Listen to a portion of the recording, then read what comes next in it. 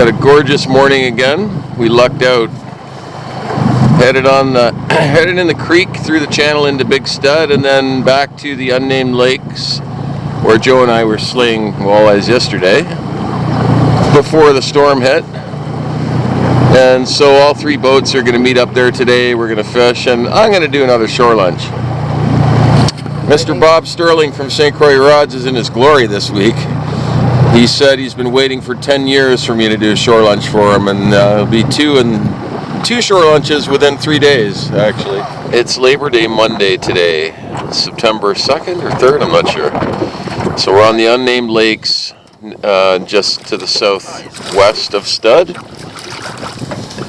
We set everything up for a shore lunch over on the shore, and we're kind of just trolling around with J13s right now on this little lake, trying to search for some fish and keeping them.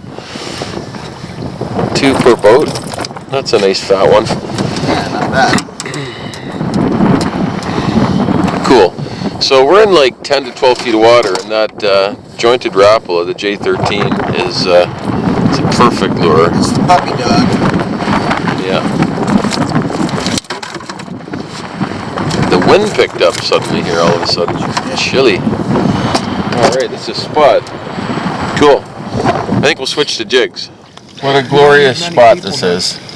So is it true, Mike, when you want to know if it's hot enough, you spit in the oil and it spits back, or how do you know? That's exactly what I just did. What do you say, gentlemen? Is that fish fresh enough? The fish is exceptional. It didn't have to cook itself to get it. Yeah, that's pretty good. It'd have to So jump true. out of the lake into the pan.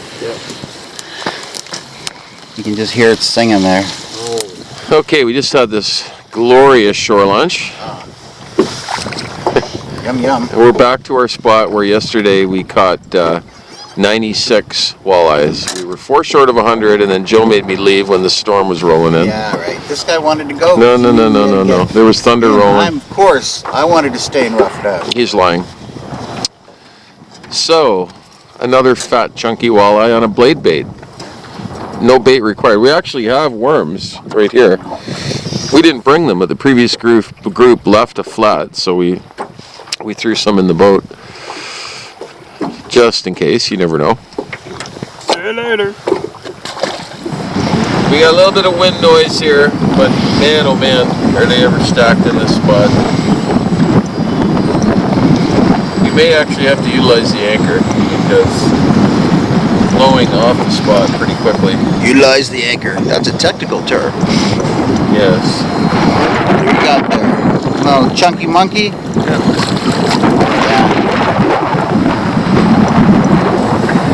He's a nice. They're all like that. Yeah.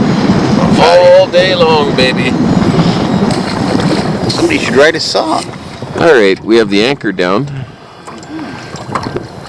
There doesn't seem to be quite as many fish in this spot as there was yesterday. We may have to poke around, and but there's still some here. Oh yeah. Now get your rod throbbing for sure. On the fluorescent orange blade bait. There you go. That's all it's done, ladies. So this is kind of a unique spot. I mean, it's a small lake, tiny. This is it right here, what you see. Really featureless, soft bottom. I think Joe's got a small pike on here. Leviathan. We got a little bit of a cold front today. We're basically drifting right down the middle. Actually, it's a walleye snagged just in the fin. A chunky walleye. We're basically drifting right down the middle of this. This is the lake right here. We're not really tight to shore. There's nothing down there. There's no weed. It's soft bottom.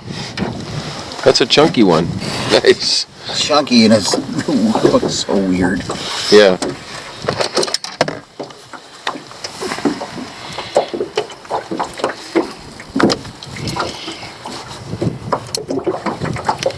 Very nice.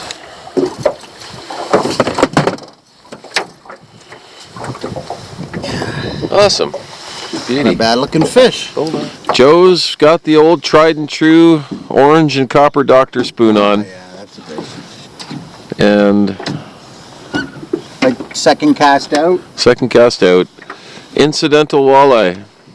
Why have we been finessing them with like soft plastics and micro blade baits and stuff? Wow, it's a nice one. Yeah, that's a nice chunky one. Look at that. Very nice. Beauty. Orange and copper doctor. That's the only spoon you need apparently. Yep. And I've learned that lesson many times when you come on these flying trips. That's just about it. All you need. Catches everything.